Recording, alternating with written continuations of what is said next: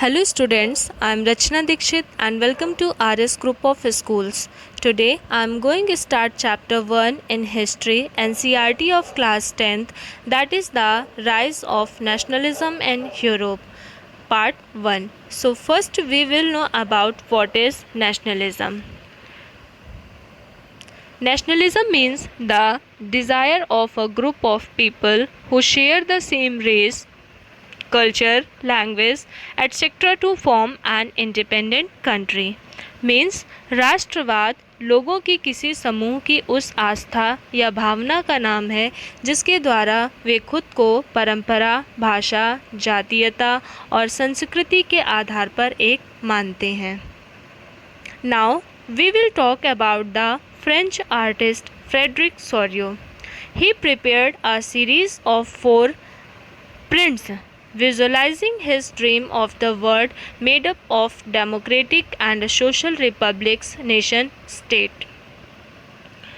This print of the series shows the people of Europe and America of all ages and all social classes marching in a long train and offering homage to the Statue of Liberty. Frédéric Soriot, like other artists of the French Revolution of 1848, personified liberty as a female figure.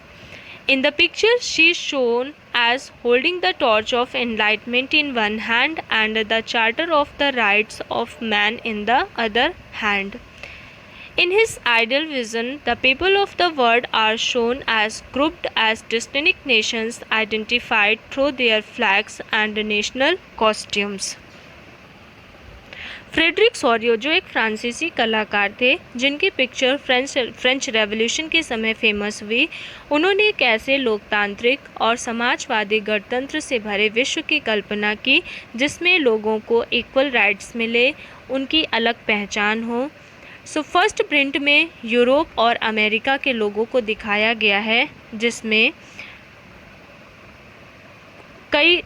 सभी उम्र और सामाजिक वर्गों के mail और female को दिखाया गया है जो कि एक लंबी ट्रेन या लाइन में मार्च कर रहा है और लिबर्टी की प्रतिमा को श्रद्धांजलि अर्पित कर रहा है.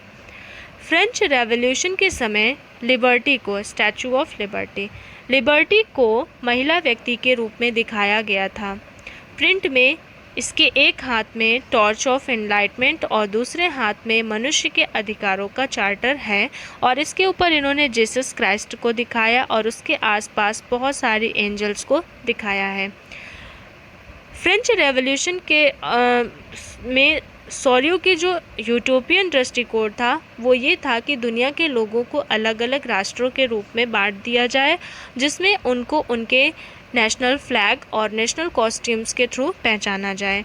तो ये जो विचार था ये फ्रेडरिक सोरियो ने अपनी पेंटिंग के थ्रू जो है वो एक्सप्रेस किया. Next is the French revolution and the idea of the nation.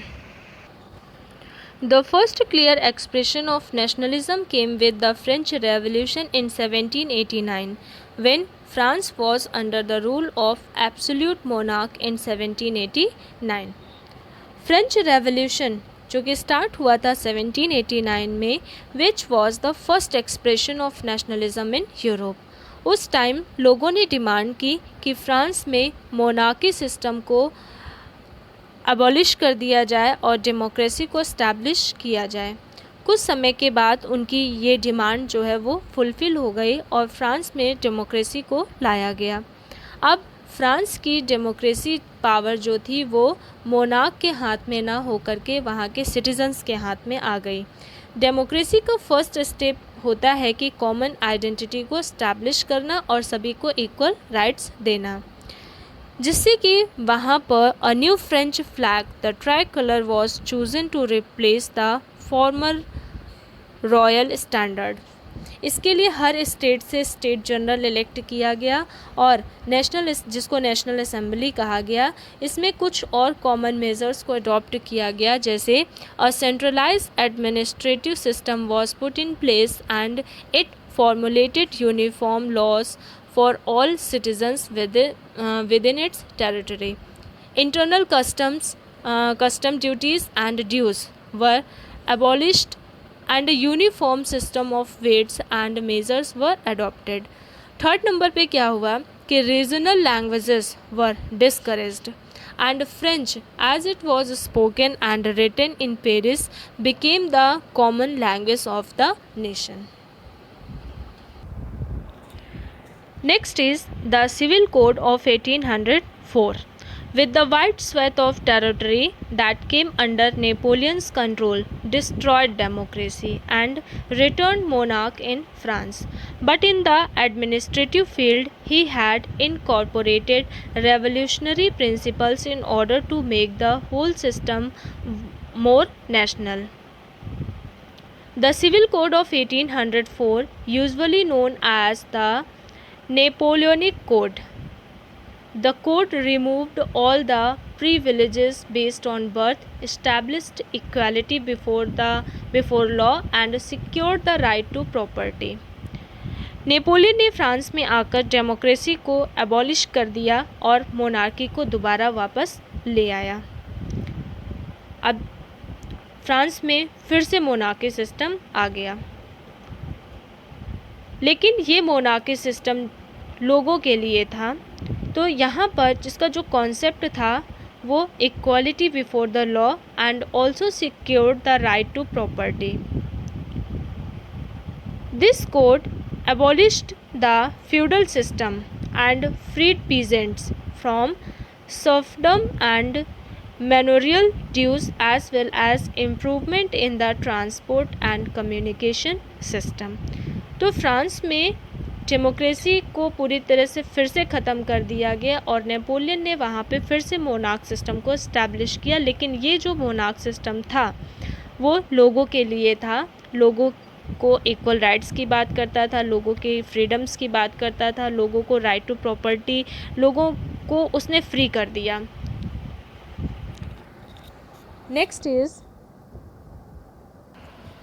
Next is the making of nationalism in Europe.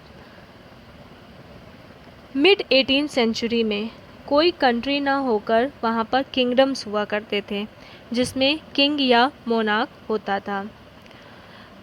Some important factors led to the rise of nationalism in Europe. These are: the first is the rise of new middle class, second is the spread of the ideology of liberalism, second is the new spirit of conservatism and the Treaty of Vienna, next is the rise of revolutionaries.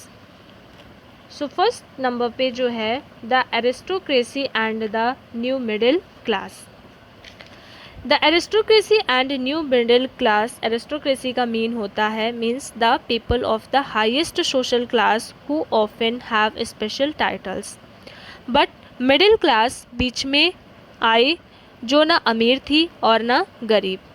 जब England में industry का development हुआ तो middle class में industry owner, businessman और professionals जो थे वो एजुकेटेड थे और इनके आइडिया पूरी तरह से फ्री थे.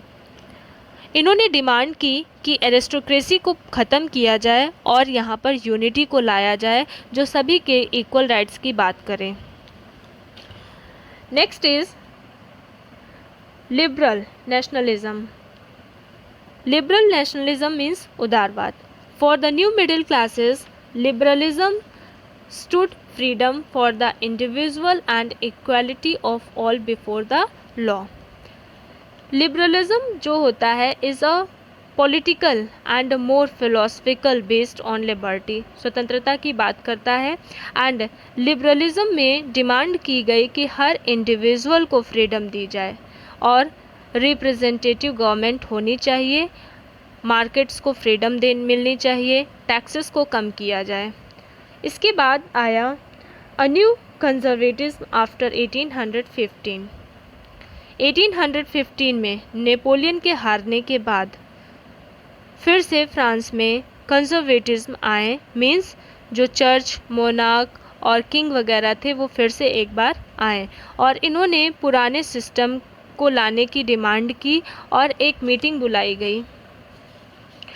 बुलाई गई जिसमें ट्रीटी ऑफ वियना के नाम से हुई, जो वियना में हुई थी वियना जो कि ऑस्ट्रिया की कैपिटल है, जिसमें बourbon डायनेस्टी को रिस्टोर किया गया, यानी फिर से लुई 14, 15 और 16 के टाइम पीरियड को वापस लाया गया, यानी फिर से फ्रांस में डेमोक्रेसी को ख़त्म कर दिया गया।